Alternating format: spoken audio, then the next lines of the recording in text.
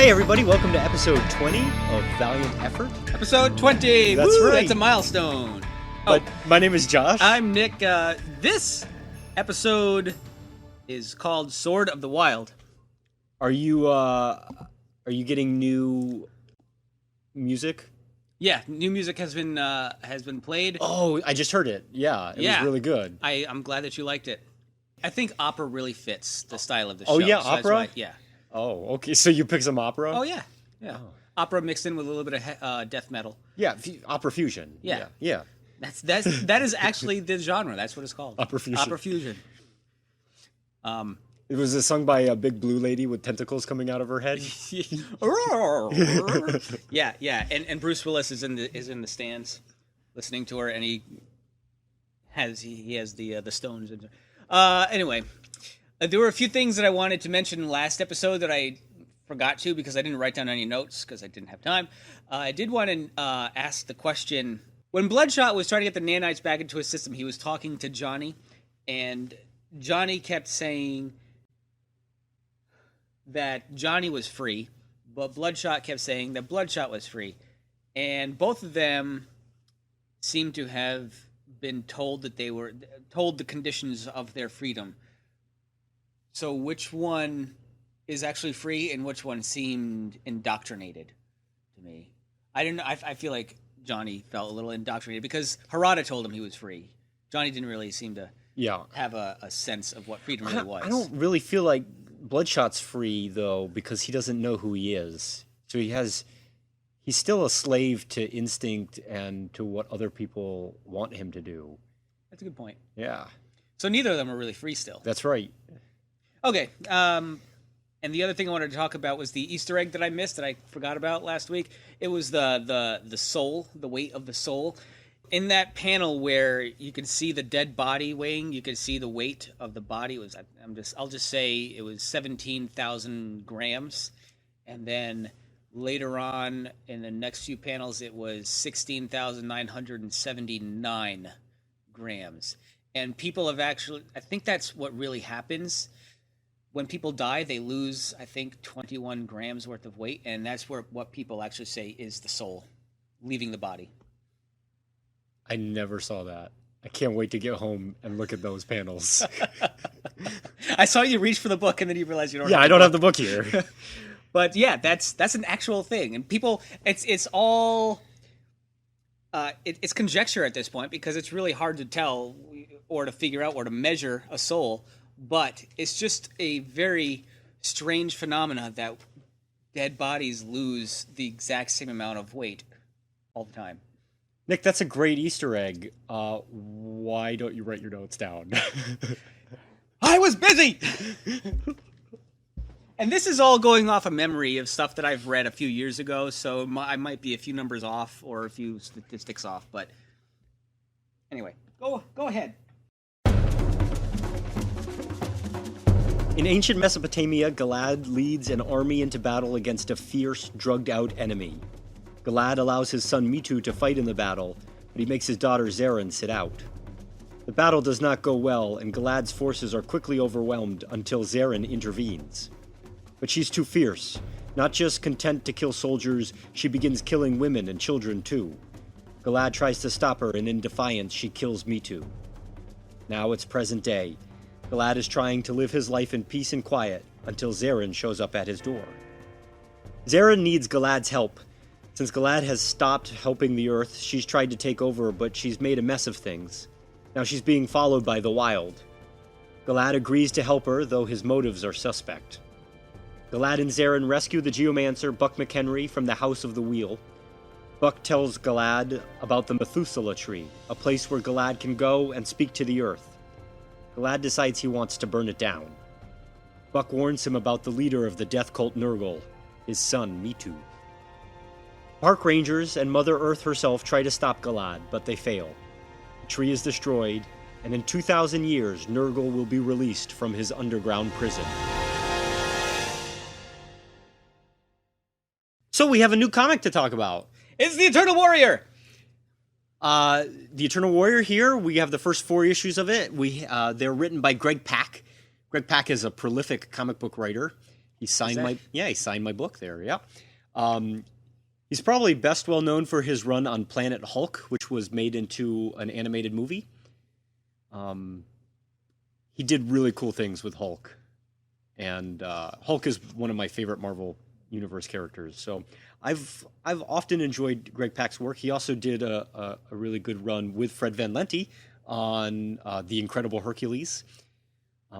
And he has some creator-owned stuff that he's done. One of the is called Code Monkey Save World. It's really awesome. It's a story about this based on the songs of Jonathan Colton, and I highly recommend it. It's a lot of fun. We also have the return of Trevor Hairsine at art, and he's got assists from Clayton Crane and Diego Bernard. Okay, so when you handed me this book yesterday, I really liked the cover. I think it really sets up the stage for what the book is going to be. At least that's what I was thinking in my mind when you handed it over to me, and I was really excited for it. And then opening up to the first page, we get in true Valiant fashion, we start off with a flashback. Yeah. And we're in, as I just said, ancient Mesopotamia, and there's Galad getting some war paint striped on his face. And I was really excited to read all this, and it was very, very fun. But the one thing that I did not get was who this person was that Galad was talking to. Who is this guy that's trying to go into battle with him, and Galad won't let him go there? And he's going to let his son, because his son doesn't want to go to war. Well, okay, I can understand that logic. And so I went along with it. And then I couldn't understand who was narrating. I didn't understand. I thought it was Galad at first, because this is Galad's story. And all of a sudden I read the line, and I am his daughter. And I was like, who is this? Who is talking? Galad has a daughter? I had to go back a few pages, and I realized that this guy, who I had no idea who it was, wasn't a guy. It was his daughter, Zoran, I wasn't sure how to pronounce the name either. So that was interesting. I didn't expect Galad to have kids for some reason. For someone who's been around for so long, I did not expect that. It surprised me. Why? I don't know. You'd think he'd have a lot of kids. Yeah, he's got to have a lot of little mini Galads running around. Now that it has been established that Galad has kids, now they go into battle, and they're doing battle and everything, and then all of a sudden Me Too dies. And I'm thinking, wait, Me Too dies? He's the son of an immortal person. How can he die? He has his genes. He shouldn't be able to die. It was pretty clear from that panel where Me Too is overtaken by those monsters, and he says, "Father, -- goodbye, -- I assumed that was a very quick goodbye for Me Too. And all of a sudden he shows back up again right after Zoran comes riding on an elephant. And so I'm thinking, okay, Me Too didn't die. But then Zoran slits his throat. Okay, well, he's dead now. I guess he is an immortal, which we later find out is proved false. But I did not like his daughter. I was very upset with her. I understood her reasons, because she's trying to protect their tribe from the invading tribesmen, and I understood why she was trying to go after even the innocent people of that tribe, but I also understand Galad's reasoning for not wanting to do that. He just wants to go after the people who mean harm, because he fights for the earth. Yep. He doesn't want. Well, he does want to kill, but he knows where to draw the line. So you didn't like Zarin in the quote-unquote flashback, which really was the first issue. As the story went and we saw her more and more, did you like the character more, or are you weary of her the whole time? When she came back to Galad in Africa, I think it was. Yeah. I was very, very cautious of her, and I was upset with her, trying to get peaceful Galad to go back to his ways. And I didn't like her for it. But then as the books went on, you could see their relationship starting to bond a little bit, and then I was beginning to like her. So I did not dislike her for the whole trade. Okay. It was just mainly for that, especially slitting the throat of his son and her brother. She is fierce. She's a lot fiercer than her father is. All right, so after we're done with the flashback in ancient Mesopotamia, now we are fast forwarded to now times in Africa. And there's Galad. He's talking about how he loved to kill, but now he's found peace and he's abandoned his ways, and now he's living by himself in solitude with his his dog. And all of a sudden, his dog starts barking, and then he attacks Galad. And I don't think I still understand why the dog attacked Galad. Sure, there are 4 houses. This is not a short answer. There are 4 houses. There's the House of the Earth, which is, Mother Earth, and the sword or the protector of the earth is Galad, and the voice of the earth is the Geomancer. Then we have the House of the Wild, the House of the Wheel, and the House of the Dead. So Zarin, we learn later, she was kind of a wild child. She lived in the woods. She became the Sword of the House of the Wild. Sword of the Wild, name of the trade. Zarin, that's who she is, Sword of the Wild. The Wild is like the animals. Okay, so she's kind of fighting for the animals? Yeah, except that they're fierce animals. It's the lions go crazy in the second issue. Okay. When Galad is fighting the members of the Wild, it's like their power is to turn the animals around them bonkers. Okay. Almost rabid. Okay. Yeah. But why would that still attack Galad? Because aren't they all part of the same ecosystem? There must be balance, sure, but I guess when these rangers of the wild, which were the men on the horseback, when they got close enough, certain animals around them just aren't able to control themselves anymore. They respond to their baser instincts as opposed to the domestication that they've received. All right. So that makes sense, because since she subconsciously not controls, but she subconsciously controls the subconsciousness of other animals, where they just kind of go off their base. Now she's treating them like little mini zombies. But she's no longer the Sword of the Wild. She betrayed them. Yeah. Killed a lot of their inner circle. They're now after her. Okay. Because is that who was after her in Africa? Yes. Okay. So members of the Wild were after her because she had betrayed them, and That's right. The Geomancer convinced her to fight for the Earth instead of for the Wild a couple years ago, and that's why she had betrayed them and they were after her. These are things that I did not understand until my third reading of this book. And honestly, a lot of my information on the 4 houses helped coalesce by the Valiant Universe role-playing game book. Her little playing card, did that help? Her card helped, but also there's a page where they have all the different groups that are part of the Valiant Universe, all the conspiracies that we've made fun of. It's a section called Organizations, and they have a page on the houses, and it was good to read that. It helped me understand this story a little bit better and like it a little bit more. Cool. So I think that is an answer to your question. Yes. Yeah. Yes. Okay. Because it was not a short answer. Well, yeah, because I was confused as to why the dog attacked Galad when it's Galad's own pet. And then he just snapped its neck. Yeah, well, he had to. Yeah. He was chewing his arm. Now, I keep saying Sharon. I don't know why. Is there Zarin? I guess Zarin is how I read it. but that could be wrong. I don't know. Yeah, there's really no... When it's an X next to a vowel, you usually pronounce it as a Z. So that's why I do that. Zaron. Like Xenu. And I guess because Xena Warrior Princess. Xenu Dianetics.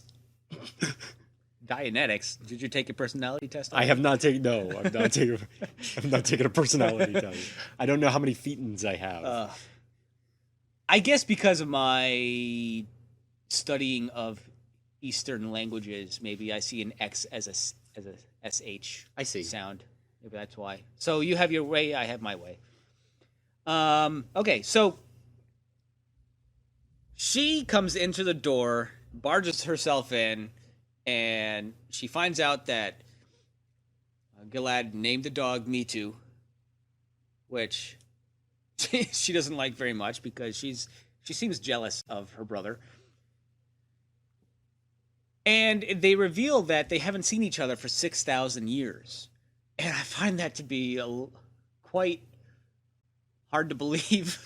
You'd think that with all the traveling that both of them do, over 6,000 years, they would have, if they hadn't bumped into each other, they would have had to have at least found out that they were still alive or heard rumors of their past dealings with other crime lords or whoever.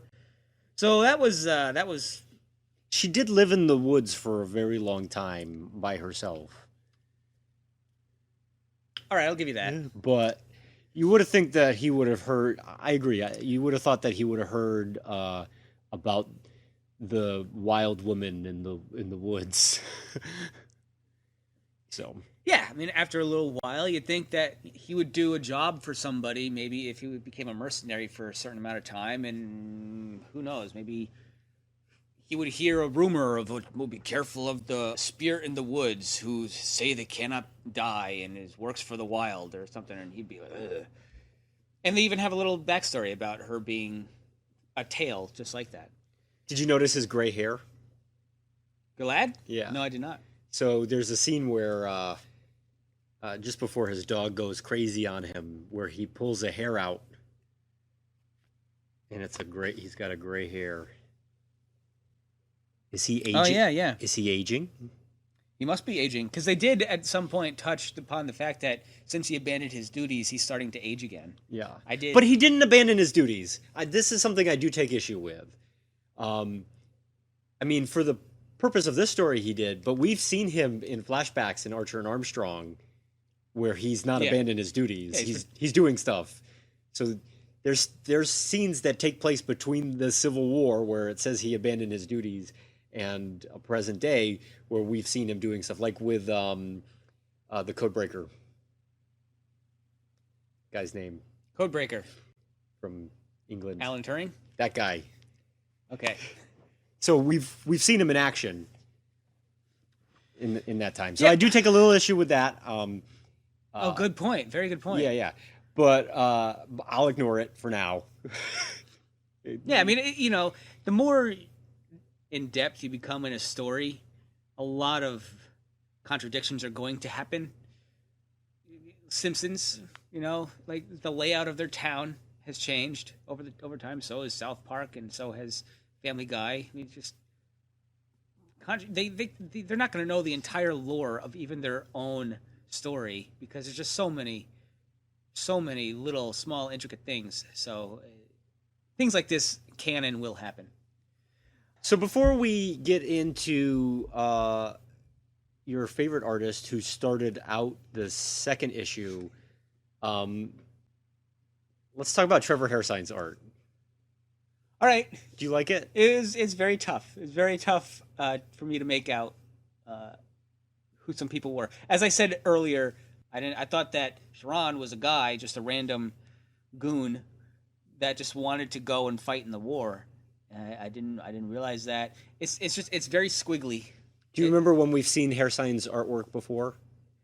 I remember his name. I just don't remember. So he was in the 2 issues that were the prelude to Planet Death. That was a long time ago. And he also did the flashbacks in the Harbinger Wars, the Harbinger mini, the 1960s stuff. And Yeah. both times, people like his art. I don't.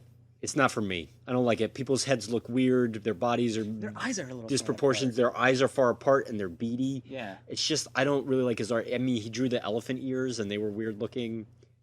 I'm just not a fan of his artwork. I mean, it looks like rough sketches that have just been. I get the appeal of it, and I get that it's rough, and I think certain stories need to be told with a rough style. To me, you can have a rough look and also have the correct proportions on people's bodies. So, Yeah, and I'm with you on that one. I can understand why people enjoy this type of artwork. It's just not for me. I prefer, especially coming off of what we just read, Emanuela Lupacino's nice, clean line art, very good proportions. She definitely knows how to draw, a person to scale. Maybe she draws people looking a little young. I think all of Hair Sign's people look a little old. So, it's quite the contrast. But we get some of Clayton Crane's art in here. Yeah, we do. His drawing of the planes was very beautiful. I found myself staring at the pictures longer this time on my reread. I really liked just how he draws clouds. Like I was just looking at his clouds and thinking, wow, how long did it take him just to make this cloud?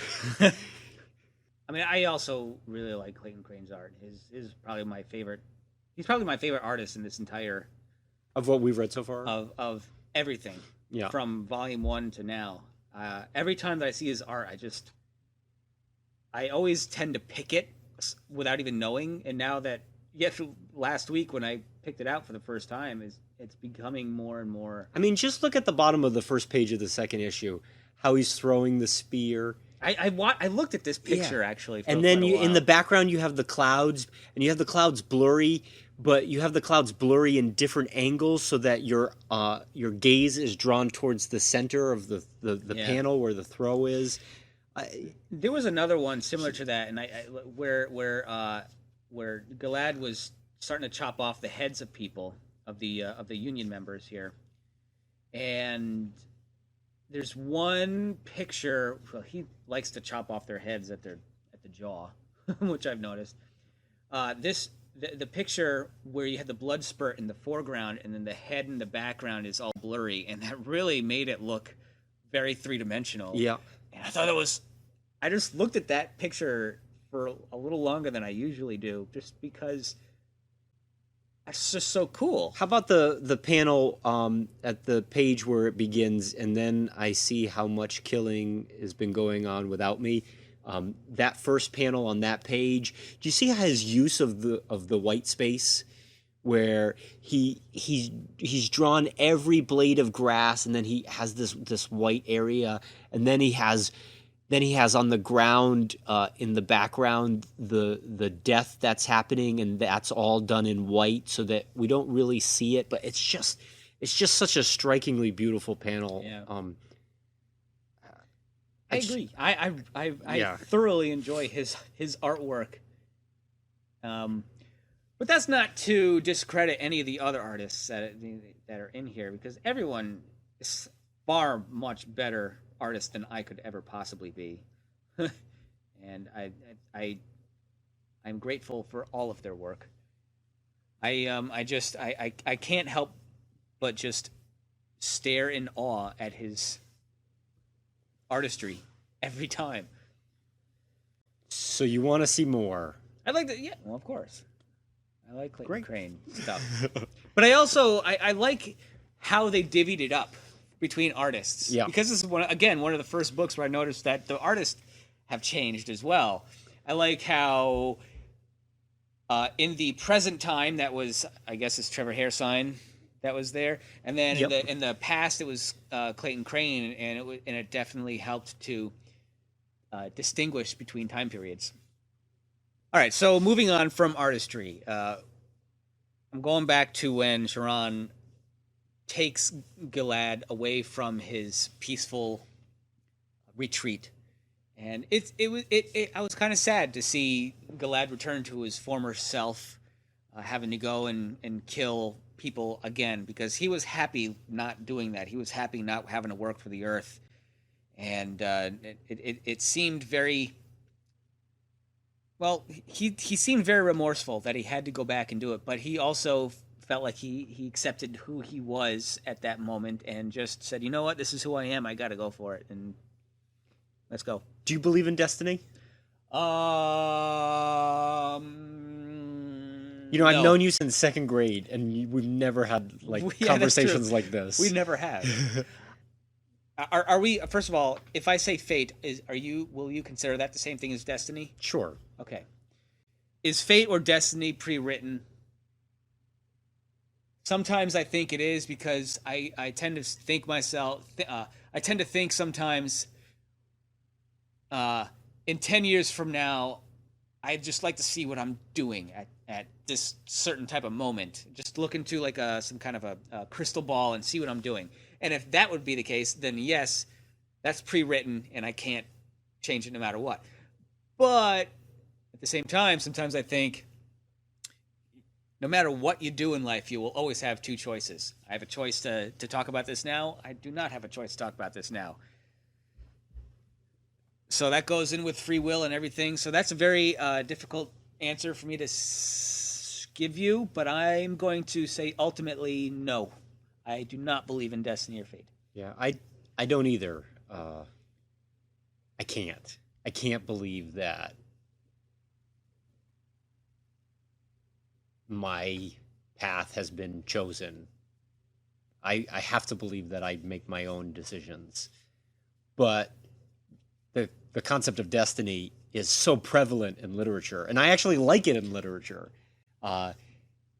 In this sense, I don't get mad about it, because I like that no matter what, he's always going to help the Earth. He's gonna come back. No matter how far he strays from his path, he will always come back to save the Earth. It is his destiny. It's what he's on the planet to do, and it doesn't bother me in a written concept, here, but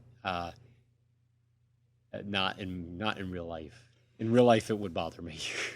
In entertainment, like movies or books, the concept of destiny seems a lot more romantic than it does in real life. So it's a lot more enjoyable to read about it or watch it. And it is romantic in this sense. Absolutely. Yes, it is. Yeah. And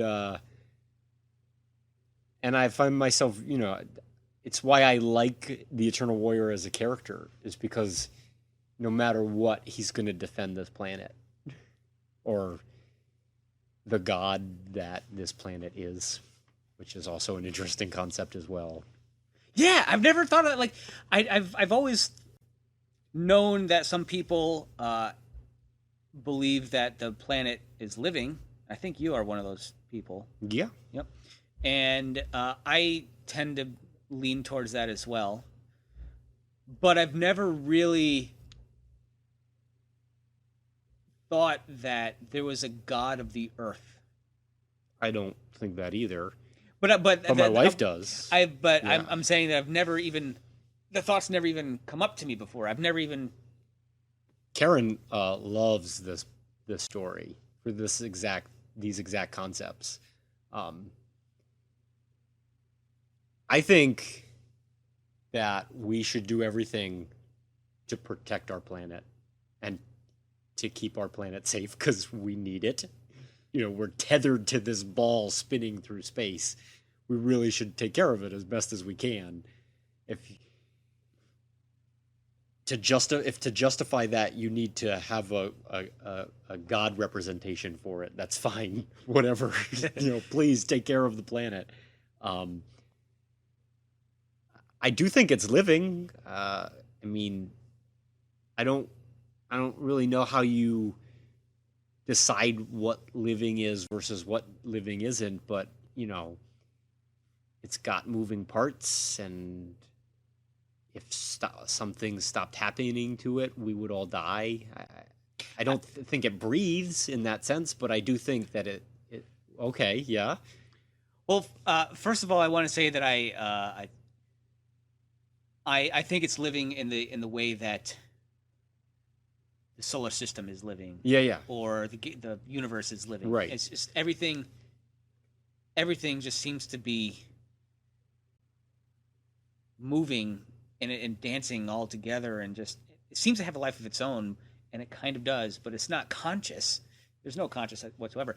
But you did say something about not breathing. I stopped you for a minute because I was watching Cosmos by Neil deGrasse Tyson. Yeah. And he did mention in one episode that the world does figuratively breathe in and out, and it takes one half of a season to breathe in. I'm sorry, one half of a year to breathe in, another half to breathe out, and that's kind of the way that I took it. Was kind of like the difference between summer, spring / fall and winter. Whereas in one of them, when the Earth breathes in, it takes the carbon dioxide that we exude out of our bodies and cars and everything, breathes that in, and that's when the plants get green because they're feeding off it, and then they breathe it out and push it back out into the world, and it builds these giant mountains of just solidified CO2, which is really cool. Now, is that actually breathing like you and I? No. But it was just interesting that that was mentioned in Cosmos. But it doesn't matter to Galad because he's had it. That's right. He's lived long enough, and he doesn't care about the planet anymore. He wants to kill it. Which I find kind of it's which many stories always do. Like, I'm gonna end this Earth so that it can rebuild and start anew because it needs to start over again. We need to start from scratch. He's a Bond villain. Yeah. However, as tired as that storyline is, I feel like this one makes more sense. Because he's been following the word of the Earth, and he's never seen the god of the Earth for 6,000 years, and he's tired of having to do its bidding. And he doesn't always agree with her. Right. And sometimes he thinks that she's making decisions that are totally wrong. Yeah, so I really think that the destroy the Earth concept in this story is a lot more. It's easier for me to swallow than other stories. He's just old, and he wants a break. Yes, he does. And if that means killing the Methuselah tree, which is a real thing, by the way, it's a real place. Is it at that location? Yeah. There's this tree that's that old. It's pretty neat. There's 2 trees that are really old. That's one of them. There's another one in the Midwest somewhere where the trees are new, but the root structure underneath is the same root structure, and all the trees have the same DNA.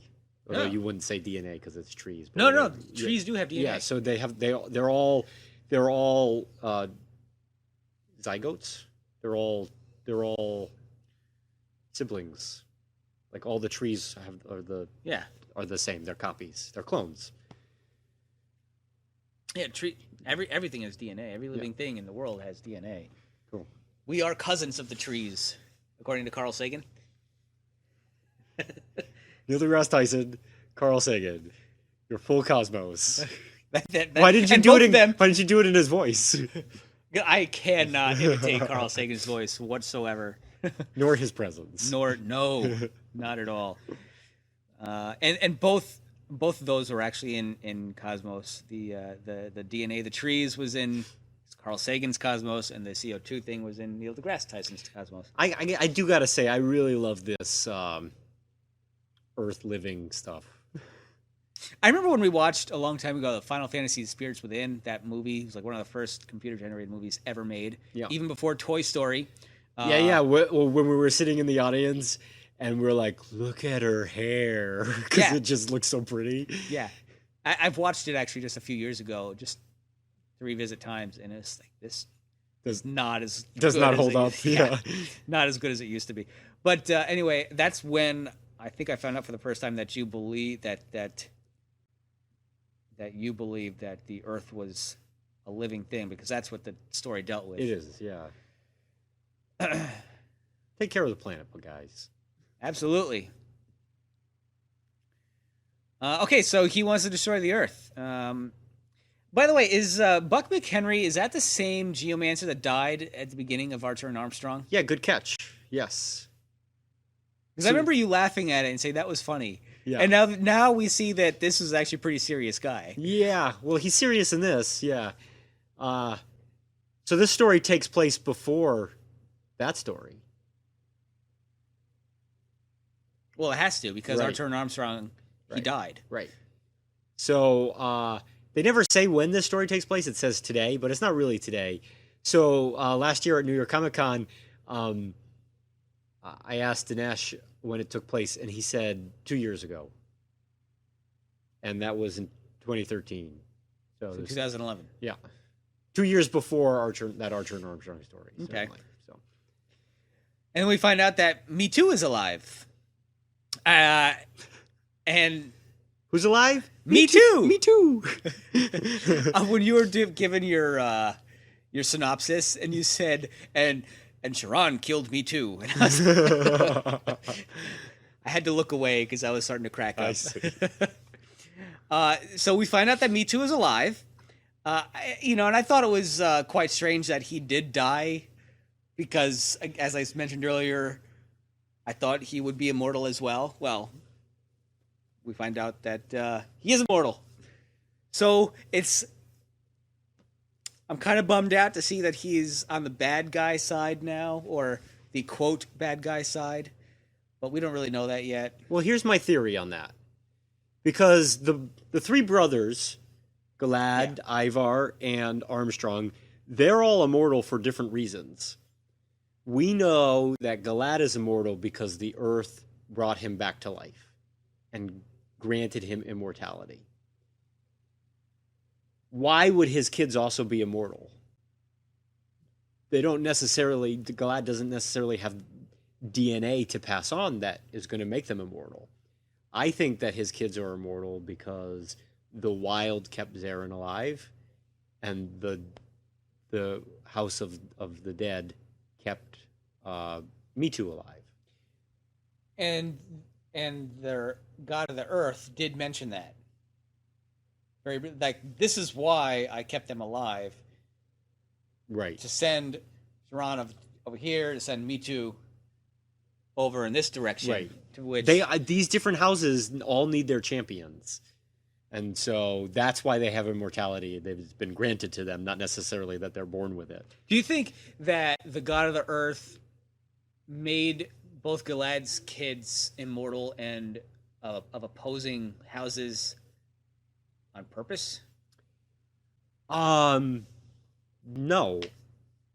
I don't know. I guess I thought that Zarin killed Me Too, and they left the battlefield, and his dead corpse was there, and Nurgle, the god of the dead, came to Me Too and said, I will bring you back to life if you become my champion. That was my interpretation of it. Not that was shown in it, but that's how I would have thought that had happened. Okay. Because he was a sweet boy before that. Yeah. And he might still be a sweet boy. We don't really know. We know that Zarin betrayed the house that she was the sword of, so maybe he'll do the same in the future. I don't know. That's right. Well, we're going to have to wait 2,000 years for that to happen. Maybe.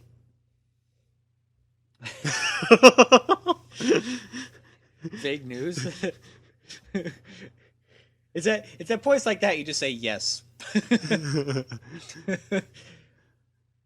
So this whole time, for 6,000 years, Galad has been fighting for the Earth in whichever way that he's been fighting for her. But the common enemy in all of these battles has been Nurgle. And his death cult.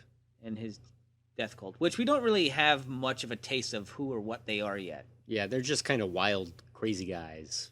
And not like Not like SNL Wild and like Crazy Guys. There's some wild and crazy guys. It kind of sounds like this story of the Earth God versus Nurgle is kind of like God versus Lucifer to me. Well, there was that big giant red guy. Yeah, that's right. What the hell was that about? That was weird. Well, he's the god of the wild, which teamed up with Sharon. But then she says, I might have just been seeing him. Like, I don't really know if he was really... Oh, that's quite an LSD trip if she... Although we've seen the goddess of the earth portrayed. Yep. And she's hot. Well, of course. I mean, that's how she communicates with Galad. And when she communicates with Kay, she's an ape woman. That's right. But when she communicates with Galad, she knows that she's got to be a redhead because that's what he responds to. And basically, I don't blame him. I respond to redheads as well. I really liked the opening sequence, by the way, in issue 3 when they're gun shopping. Oh, yeah. So, at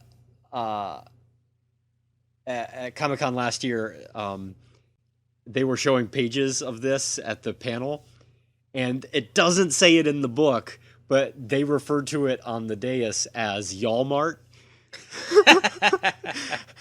And we were really disappointed when we read the book and like it didn't say Yalmart on it, but that's really funny. So it's true though. I just have to say it so that people know that it was called Yalmart, at least in editorial. It's true though. You walk into a mall sounding very similar to Yalmart, and you can buy assault weapons right there off the shelf. Yeah, and get shot by police officers when you're carrying around one of them. Yep. Because that happened a week ago. It is very disappointing in our culture that we can just literally buy guns off the shelf at a discount store, basically. But that's another discussion for another podcast topic. Probably not on this one. Who knows? So the Earth has a plan, but not necessarily. Humans are not necessarily a part of that plan. She's very arbitrary in like who can live and who can die. I don't really totally understand her motives. And then she seems to be okay with the fact that Galad kills her. Yeah. I mean, he doesn't kill her, but he burns her tree. And, which is, I guess, is like the lock holding Nurgle. Yeah. Underground. And instead of Buck McHenry in the last page, instead of Buck coming up to them and saying, "What did you do? Why'd you do this?" He's like, "Okay, so you did that. Now it's time to be Sword of the Earth again. Let's prepare for 2,000 years." Not mad at all. It's like that. Yeah, he basically has no job anymore. Well, it's like that needed to happen. It's like that was her plan all along. No, I did not read it into it that way. I feel like that might be the case. I kind of felt like there's got to be...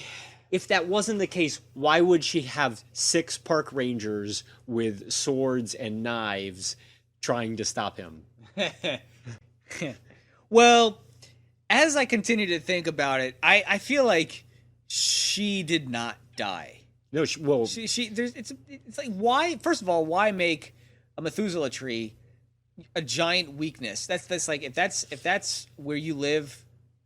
That's a huge sore point. That wasn't her. It's just the lock on the cage. That's all I view it as. Yeah, because if Galad, just for the sake of it, let's just say that tree is the entirety of the Earth God. If you were to destroy that, Earth would be dead. Right. It stops. And it's not. It stops spinning. Yeah. We'd have to send Delroy Lindo into the center of it to jumpstart it. But we knew Delroy Lindo. I have not seen that movie in so long. But we know she's not dead. We know she's not dead because we see her in Archer and Armstrong in the Wrath of the Eternal Warrior arc. Right. So right. she's not dead. Yeah, she's definitely not dead. It's just Notice by the way, in the Wrath of the Eternal Warrior arc, when he's finally got the new Geomancer, Kay McHenry, he doesn't say to her, "Oh, by the way, in 2,000 years, we really got to do something. Let's get to work on that." Well, I didn't think of that at all, but true. It's very true. And by the way, why didn't... oh, never mind. I guess we just answered this question, but I'll ask it anyway since I started it. Why didn't the Earth God strike down Gilad or Sharon instead of the rockets that they shot at the tree?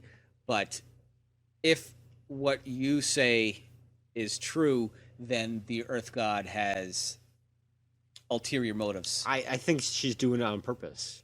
She's letting him free for some reason. I don't know why. But... She's got to be putting him into a false sense of security for some reason. Maybe she realizes that she needs him. And so if he has something that he thinks he's fighting for and preparing for, she can manipulate him better. So like they're pieces on a chessboard. Yeah. She's the queen and he's a knight and Sharon is a rook or something. Yeah, Gilad can only move in L shapes. Yeah. And Time Walker would be the king because Time Walker can go anywhere he wants, but he's limited. So the king can only go. Armstrong is what would Armstrong be? Armstrong would be a bishop. Yeah, I was just gonna say a bishop. The bishops, they're cool, but they're extremely limited in their movement. And they should make. All right, I'm saying right now to the makers of Valiant, make a chess game. A Valiant chessboard. Yeah, Valiant chessboard. Nice. How cool would that be? That would be awesome. What would be the pawns? Who would be the pawns? All the Sciats. The hardcore. Hardcore. And they could all be different themes. Well, the Sciats could be the pawns on one side, and the hardcore could be the pawns on the other. That would be so. Yeah, Harada is the king on one, and then not Livewire. His dreidel. The girl with the dreadlocks, that would be his queen. Livewire. Oh, it is Livewire. Yeah. Oh, okay. Easter eggs. You do that every time so that you'll get me to say you do that every time? No. Okay. I just hear it in my head, so I gotta act it out. So the variant cover to issue number 1 by Patrick Zircher is you always say Patrick Zircher and Jay goes Patrick Zircher. Zircher. I think it's pronounced Zircher. I've heard other people pronounce it Zircher. So I'm trying to say Zircher. Okay. I don't know what it's... Patrick, if you're listening, which I'm sure you're not, please email us the correct pronunciation of your name. Anyway, his variant cover to issue number 1 is a homage cover, which is very cool. To issue 4 of the original series. And I also like the 8-bit variant cover because it's got all of that stuff that's on the box for what's the name of that game? Pitfall. Thank you. It's got a lot of fun stuff on it. So those are my quick Easter eggs. I was trying to see the correlation between the 8-bit and the real story that we just read, and there's nothing. What's your favorite cover, Nick? My favorite cover is actually the one you were just talking about, the Patrick Zircher one. Yeah. Zircher. Yeah, I really like that one. It's a really pretty cover. Yep. You should see the original. It's even nicer. No offense to our listener, Patrick Zircher. So that's your favorite cover? Yep. Now, is that any surprise that that's my favorite cover? Yeah, I expected you to pick the regular cover to issue. Oh, that one. I really do like that one too, though. Yeah, the Clayton Crane. I expected you to pick that one. Because that one really got me excited to read this whole story. Because it really does set the stage.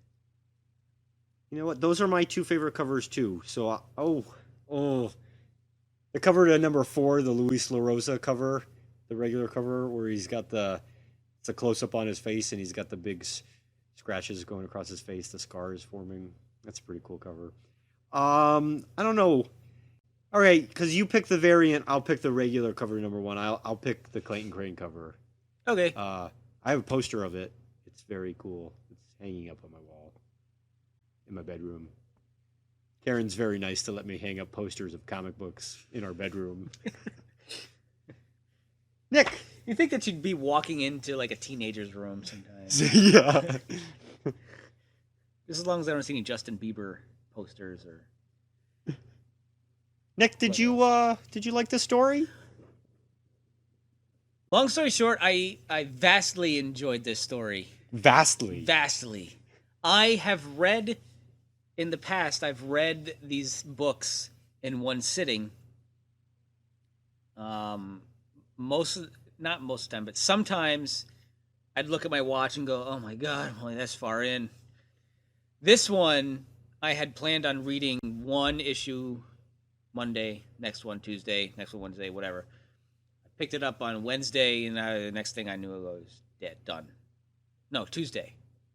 I read it all on Tuesday. In one sitting. In one sitting, which isn't abnormal. However, I really enjoyed this story because I felt like, oh my God, at the end of one issue, I needed to know what happened next. Whereas the other ones, that was the case as well, but not nearly to the extent of this one. I really, really enjoyed this one. And it just, again, I hold the Eternal Warrior on such a high pedestal. Yeah, what is that about? I don't Why know. do you like this character so much? Your timeline really made me like this guy. And I don't know why, because when I read your timeline 5-6 years ago, I pictured him like the Hulk. He was framed like the Hulk, just walking around, just being some kind of big, dumb brute. And just going around. I think because in your timeline, I couldn't really get a grasp of who he was or what he did. He just kind of seemed to be in the same area as that time. So I just thought that was really cool. I think that's why I just really, really started to like who he was.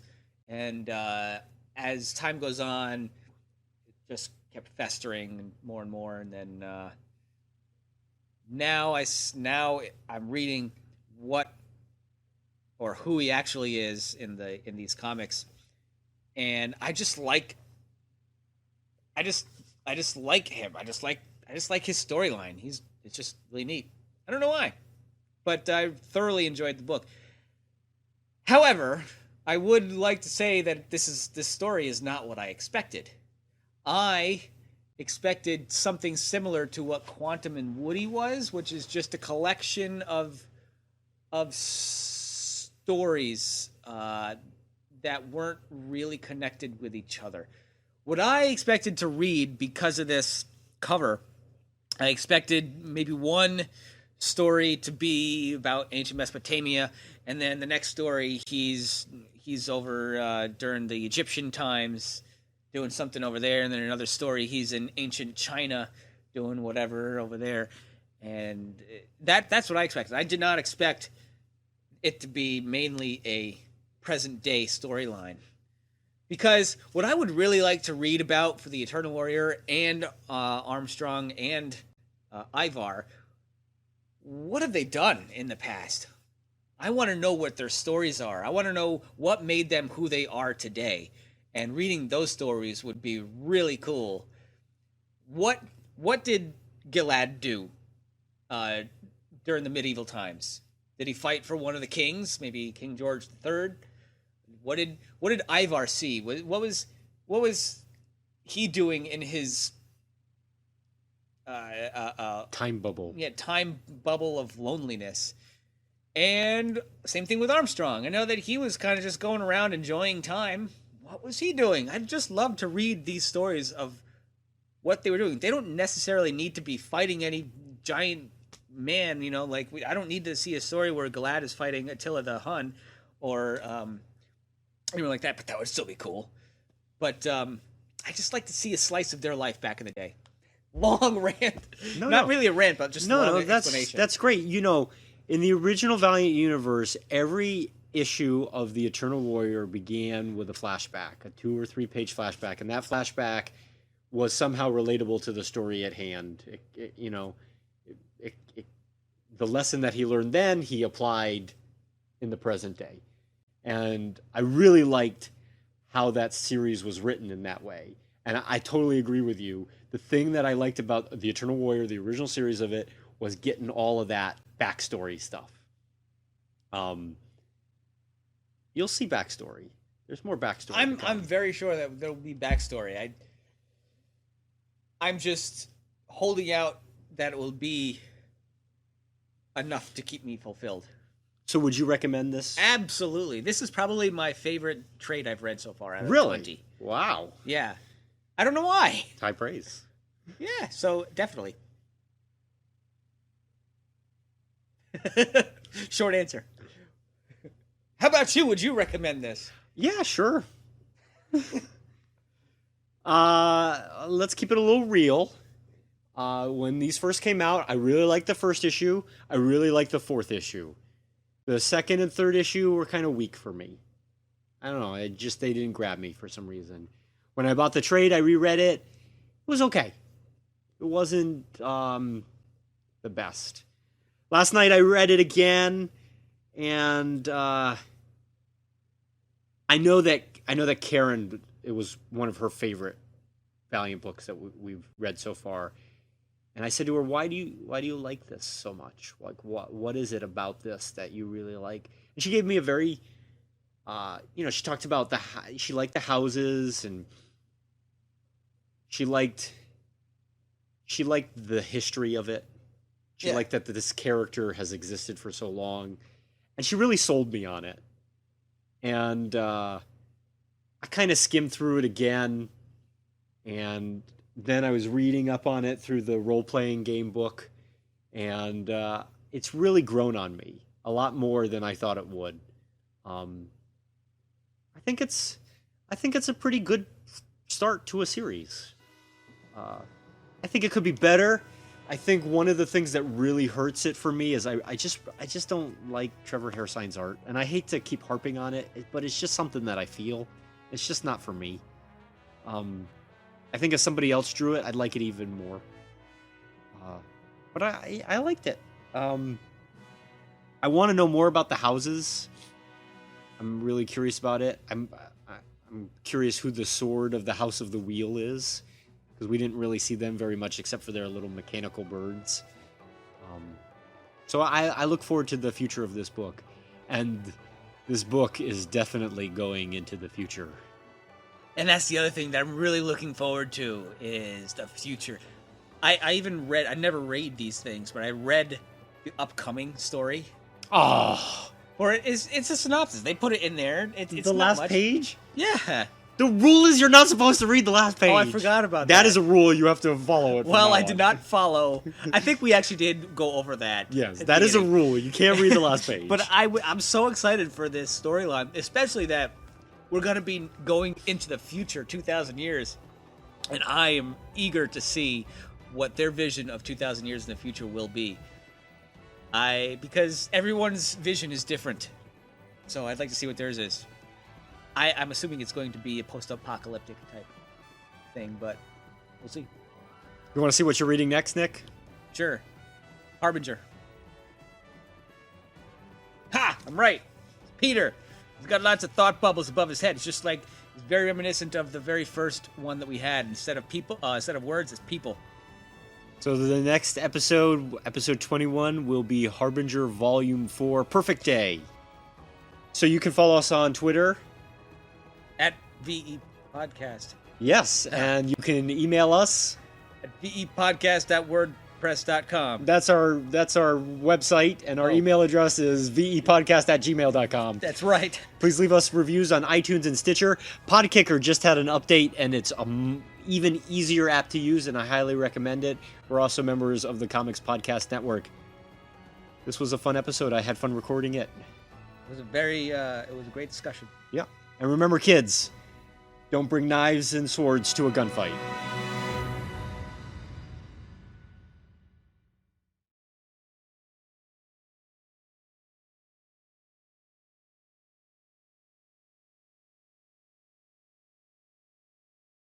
We human beings don't look very much like a tree. We certainly view the world differently than a tree does. But down deep, at the molecular heart of life, we're essentially identical to trees. How did such astonishing similarities come about? Why are we cousins to the trees? The usual explanation is that we are, all of us, trees and people, anglerfish, slime molds, bacteria, all descended from a single and common instance of the origin of life 4 billion years ago in the early days of our planet.